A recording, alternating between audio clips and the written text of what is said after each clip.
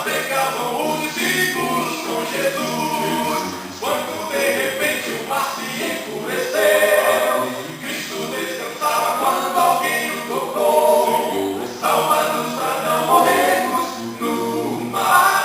Acalme o mar, acalme o mar, acalme o mar. Alguém suplicou, acalme o mar. Ele ordenou, instante toda a tempestade foi no mar. Acalme o mar, acalme o mar. Alguém suplicou, acalme o mar.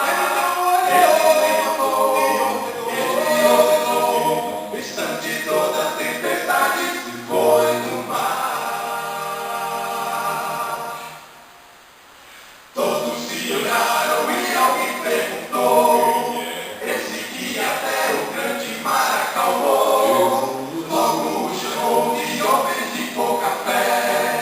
Duvidaram do poder de Jesus. Acalme o mar, acalme o mar. Alguém suplicou, acalme o mar.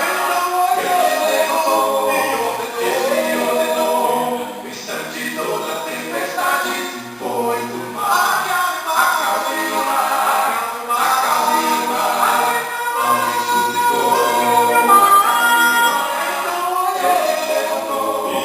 ele ordenou, no instante toda a tempestade foi do mar.